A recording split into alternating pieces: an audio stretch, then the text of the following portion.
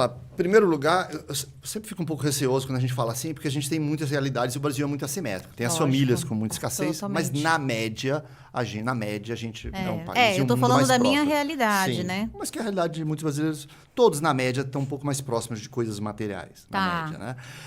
Agora, sim, isso que você falou é muito verdade, por exemplo. Ele falou do tênis. Eu me lembro que uma época eu tinha um quichute, eu amava aquele quichute, porque eu só tinha aquele quichute. Né? Não tinha muitos outros tênis. Então, quando você tem 1, 2, 3 coisas, muitas vezes você dá valor àquilo. Não é? Porque se eu perder, eu perco tudo, né? Eu tinha 3 canais de TV, 2 só funcionavam com bombril em cima, e eu assistia aqueles canais. E agora o que acontece? Tem 275 canais na TV a cabo, nos streamings, e você fica zapeando uma hora. Aí tem uma hora que fala, gente, eu tô zapeando esse negócio faz 1h10, não assisti nada. Minha mulher fica louca, para de zapear, para em algum canal. Aí eu fico zap, não, isso aqui não, isso aqui não, isso aqui não. E aí você não vê nada. Então, muitas vezes, existe um efeito colateral no excesso, é que quanto mais bombardeado de opções, a gente começa a vir um vazio que parece uma escassez, que parece um efeito paradoxal do excesso, porque a gente não se perde naquele meio de opções, né? E eu acho que tem um pano de fundo para pais, que acho que a solução está muito em quem cria, porque assim, fala, olha o contrassenso, a gente fica julgando as novas gerações, nós são tudo mimados. Por quem mesmo? Quem mimou? Quem mimou essas crianças? Né? Os que criticam foram os que mimaram, normalmente. Sim. Mas existe uma coisa que é a culpa inconfessa da ausência do lar. Eu viajo muito, trabalho muito, vivo em aeroporto, vivo em estrada. E assim, embora eu saiba que minha profissão é isso e que, no fundo, eu estou ajudando a pagar os boletos deles, mas tem uma culpa da ausência. E antigamente, você tinha a mãe que ficava o dia inteiro lá, se matando lá. Agora a mãe também está trabalhando. Continua fazendo as coisas lá e também trabalha. Se matando ao quadrado, E a mãe se sente triplamente mais culpada. Fala, nossa, eu não estou lá. E aí ela começa a não querer dizer não para a criança. Fala, já fiquei ausente, não estou aqui. Chega esbudegada, cansada, para entrar num embate verbal com o filho de por que ele não deveria estar com tela. Às vezes é uma babá muito fácil deixar com as crianças. E estou falando no papel de pai, que tem a mesma dificuldade. Eu e minha esposa, a gente tem a mesma dificuldade com 2, que também são viciados em tela, e tira, e põe limites. Mas é uma dificuldade, porque a gente se sente culpado. Nossa, estou ausente do lar. Chega aqui, você quer ser feliz, não entrar num embate verbal com seu filho. Às vezes a gente é vencido pelo cansaço. Né? Ou fica assim, no futuro é tecnologia, e quando você vê, você foi dragado por isso tudo. Né? Mas eu acho que a família tem que empreender um esforço enorme e encontrar limites, tentar encontrar atividades prazerosas que não sejam necessariamente com tela, porque a vida real acontece fora de uma tela. Né? Então, sei lá, futebol, natação, judô, alguma coisa. Que há de ter prazer fora das 5 polegadas de uma tela de celular. Né? Mas é difícil. A primeira coisa é entender que é difícil, porque a gente se sente culpado. A gente está fora de casa. Eu, às vezes, fico dias fora da minha casa e chega lá, vou ser o chato. Não, quero ser o pai legal. E o pai legal é, muitas vezes, dizer o sim. Mas, muitas vezes, a educação é construída a partir dos nãos também. Né? Então, é muito difícil, porque a gente se dói por dentro. Né? Mas muito tem como pano de fundo essa ausência, essa culpa não confessa da ausência do lar de tanto pai quanto mãe. Então, esses pais é uma geração que está trabalhando muito mais. Sim, muito mais. Inclusive para dar conforto para os filhos, talvez até perdendo a mão às vezes, né? De repente o filho queria um pouquinho menos de conforto, um pouquinho mais de presença, né? Que presente você vai dar para o seu filho? Né? O presente ou a sua presença, né? Sim. Claro que nem sempre é fácil a gente achar essa balança, esse equilíbrio, mas eu acho que é necessário. Né? Todos nós temos nossos desafios, né? A gente precisa ter ciência desse. Eu vi esses dias um cartoon interessante, não sei dizer autoria, porque acho que não tinha autoria, mas era alguma coisa assim, pais que criam filhos podem mimar seus netos.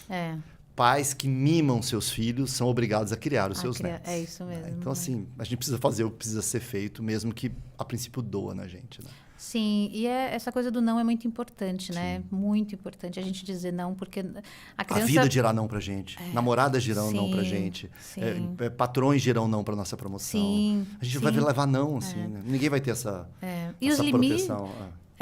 E os limites é o que faz a criança ficar segura, né, Alexandre? É tudo muito solto. Sim. A gente estava até conversando na hora do almoço, né? Quando faz o charutinho com o bebê, né?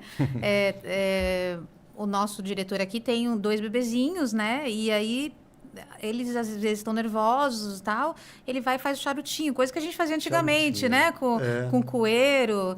Ele faz... O que acontece? Eles se sentem seguros. Exatamente. Então, é muito importante que o limite, na verdade, traz segurança para o filho. Isso, é verdade. Né? Traz a segurança para ele falar, não, ok, eu posso ir, vou bater, vou voltar. Eu tenho um limite, né? E o Léo Freiman fala que a forma moderna de abandono são as telas. Ele fala isso. Então, são coisas muito preocupantes, das quais eu acho que não tem nem estudo ainda para ver que tipo de consequência a gente vai ter. Não, tem alguns estudos sugerindo que as novas gerações vão ter dificuldade de relacionamento social. Consigo mesmo também. É consigo mesmo, porque eles estão muito... Já viu? Fone de ouvido. Aí entra no metrô, no fone de ouvido, toca, né? Muito telas. Sim. Então, eles vão ter muita conexão virtual e pouca conexão pessoal, assim, né? Sim. Mas são sugestões, porque é uma geração em construção, então a gente não tem dados muito conclusivos. Sim. Mas são suspeitas, assim, que isso possa acontecer, né? Eu li uma pesquisa também que fala que é uma geração também que está tendo questões de disforia, muita disforia em relação à imagem, a própria imagem, né? Então, é engraçado, porque aí a gente vê, por exemplo, os filtros no Instagram, que parece uma coisa boba, né? A gente brinca com isso e tudo, mas... O que acontece? As meninas, né? Acho que nesse caso mais as meninas, né? Com esses distúrbios, olha, fala, não, então eu tenho que ter o queixo assim, eu tenho que ter a boca assim, eu tenho que ter os cílios assim. Isso vai trazendo uma falta de segurança com a própria imagem e talvez essas questões de saúde mental têm aumentado também, e essa é uma das patologias que tem aumentado, depressão, ansiedade e questões de disforias de imagem, né? No passado, a gente tinha muito poucas fotos de família. Passado mesmo, tipo a geração pré-baby boomers, que era a geração silenciosa, que chama. Eles eram silenciosos que eles não tinham direito nem de falar. Olha, é verdade. Pós-guerra, né? Essa foi a pré-guerra. A geração do geração silenciosa, que chama, é que antecedeu os baby boomers. Eles eram chamados de geração silenciosa porque eles não tinham direito nem de falar. Aquela, fique quieto, menino, que só o seu pai fala. Sim. Coisa patriarcal. E naquela época... Tinham poucas fotos, primeiro porque foto era caro. Né? Apareciam sempre sisudos, porque não tinha razão pra você ficar rindo. Tá rindo do quê? Tá rindo do quê? Segundo, não podia rir muito porque não tinha dente na boca também, porque não tinha nem dente. É verdade. Essa era uma outra das razões, que você vê todas se eu for no museu europeu e ver as imagens dos reis, não tem nenhum sorrindo. Porque não podia sorrir, né?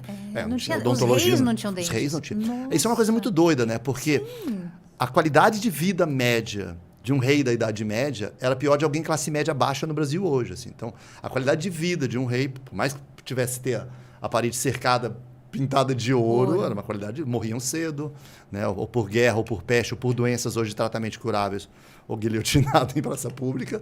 Né? E tinha muita escassez de tudo. Né? Não tinha banho, não tinha dentista, não tinha médico, cirurgia, não tinha anestesia. Era uma loucura a vida. Né?